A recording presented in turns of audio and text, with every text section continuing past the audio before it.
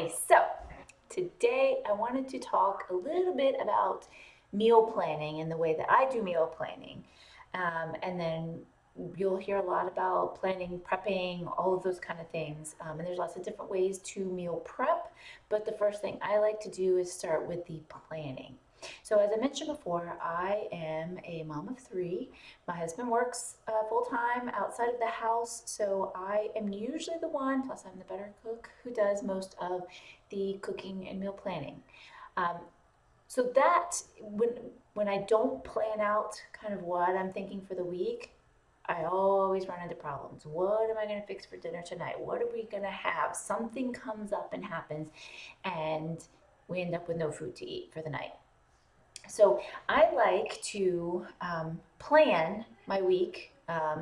Think about what kind of meals I'm going to have. Now, I don't necessarily plan breakfast and lunches because for us being home, we have food around that we will eat. So usually I don't need to plan those meals. It's the dinners. The dinners is where we come into where we have problems because all three kids are playing sports. So we have practices. I teach a couple of classes at night. So there are some nights that I am unable to stand in the kitchen and cook a meal. So I need to know what nights can I cook, what nights can I cook, and then make sure I have food available, whether it's something that's just an easy, quick pull out of the freezer and fix, or it's leftovers from a previous day, whatever it is, that's how I like to plan. So I'm a pen and paper or pencil and paper kind of girl. So I start with my trusty notebook. I know you probably can't read this, but there you go. You can see it a little bit there. I start out with some meal ideas. So I think about what do I have in the fridge? And I'll talk about kind of where and how I shop in another video. But I start about what proteins do I have in my freezer that I need to take out and have ready to cook or that I can cook. What vegetables do I have available? Do I have rice? Do I have potatoes? Do I have quinoa, whatever grain or anything else that I would normally have with it? The kids do eat mac and cheese occasionally, so we have some of that around. Are we having a pasta meal? Do we have pasta? I figure out what kind of ingredients do I already have, and then I try to sometimes base my meals off of that. If I don't have anything and I know I need to go grocery shopping, well, then I just decide what kind of meals do I want to cook, and then I can go grocery shop for those things. So, for example, last weekend I did the same thing. I planned out what kind of meals I wanted to cook based on what I knew I had in the freezer and was going to pick up at the grocery store. And then Monday, Tuesday went off, without a hitch. I cooked the things that I had planned, which was bulk cooking for me. So I had extra available for leftovers. I ended up not cooking Wednesday, which I normally would have. So that was a leftover day. Thursdays is a definite no cook day because of teaching.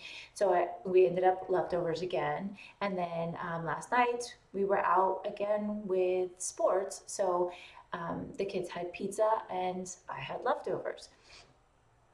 But the good thing is that I had food available. I had vegetables, I had protein, and I had sweet potatoes, and I had my soup all available in the fridge. All I had to do was pull it out and eat it. So even though I was eating later than I normally would because of practice, it was all there ready to go. I didn't have to worry about it. I wasn't scrambling and I wasn't thinking, oh, I guess I'll just go to Chick-fil-A because I don't have anything to eat at home. So that is the big part of planning, especially when you have um, a family, when you have kids who are active and you're doing a lot of stuff, or if you're very busy with work. You want to make sure you know what's coming up for the week. What days are you going to be able to cook? What days are you maybe definitely not going to be able to cook? And do you have food on hand? Because the worst thing you can do is not have anything available, and then you end up going out and making bad decisions. And that goes for breakfast and lunch as well. Again, for me, breakfast and lunch is simple because we're here. I homeschool the kids; they don't have to get up and leave for anything. So we can do casual whatever we need for breakfast and lunch. Dinners usually the problem for us. So I start with my list here, meal ideas. Sometimes I go as far as to decide I'm going to cook this meal on this day and this meal on this day, Doesn't always work out, but it's good to still have it, have a plan, have an idea in advance. And then I look at, okay, these are the things that I want to cook. What ingredients do I need that I don't have? Maybe it's a recipe that I've never tried before and I need some seasonings I don't have. Well, then I can make my grocery list and I can go to the grocery store or I can shop online because there's a lot of online shopping that's super convenient now. So even if you can't get out of the house, you can shop online, especially if you're a Prime member, you can shop from what is it, Amazon Fresh for free delivery, which is great.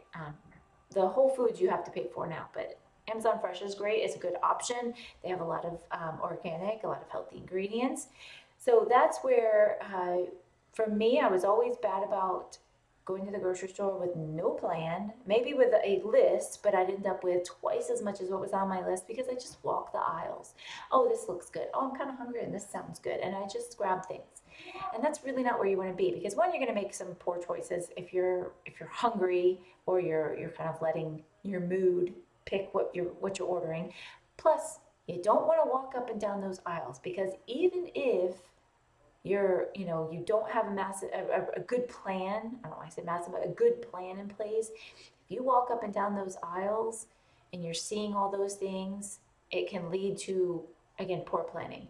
The aisles are where you find all of your processed packaged foods that have ingredient lists, and you want the majority of your food to come from things that do not require ingredient lists.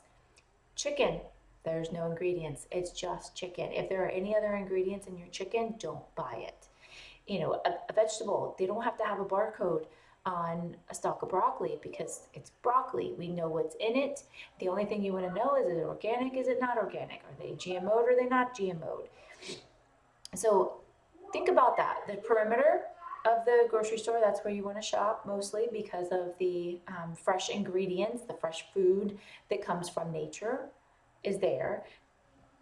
Obviously there are going to be some things that you go inside. If you need beans, if you need pasta, if you need rice, those are packaged usually within the aisles. But you don't want to just walk up and down the aisles and start picking stuff that looks pretty, that's got a nice a marketing that's calling to you, because it happens no matter how healthy you are and how good you are. Most of the time there's going to be something somewhere that catches your eye and throws you off a little bit, so it's best just to avoid that.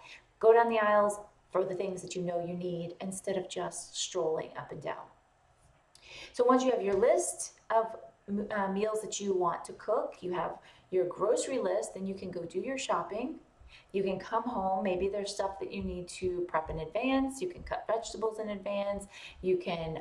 That's where you can start getting into the official meal prepping of whether you bulk cook or you do actual meals, or what I like to call freezer meals. There's lots and lots of options, and we'll talk about that some more at a later date. But that's where you get started and you get a good plan going.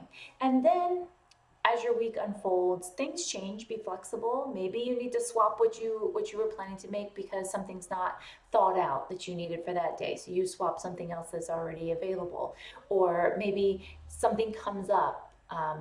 And you can't cook dinner that night that you were intending to cook, so you have something else available. So it's always good to have alternatives, have some backups available. For instance, I usually have like the Primal Kitchen brand frozen. It's like a bag frozen meal, and it's usually like a chicken and vegetable type thing. Sometimes it's a teriyaki or something along those lines, and it's a good option. It's organic. It's usually paleo. I think all of the Primal Kitchen stuff is paleo, so no grains, no gluten.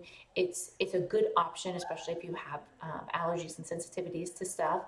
But it's in the freezer, so if one night I can't cook, I know I can pull that sucker out, and within like 10-15 minutes, I can have dinner on the table ready to go. Less if I want to microwave it. If I cook chicken, I try to cook a larger amount of chicken again, so that I know if one night I was going to cook something and I don't have time, I've got chicken. A rotisserie chicken, if you can get a good organic rotisserie chicken from the grocery store, that's always a great option. Or if you're lucky enough to have a way to rotisserie it at home, that's even better. So that's basically your meal planning, your prepping for the week, or not prepping, your planning for the week is, what ingredients do I have? What do I need? What do I plan to cook? What days do I plan to cook? How many times a week do I plan to cook?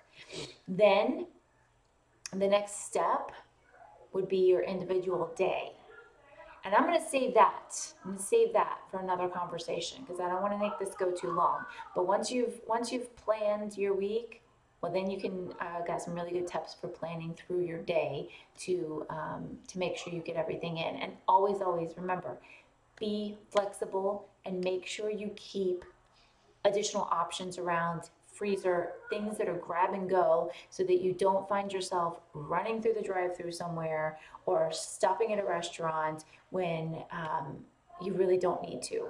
So always have your health in mind. Always have that good food fueling your body, ready to go. And I will see you next time.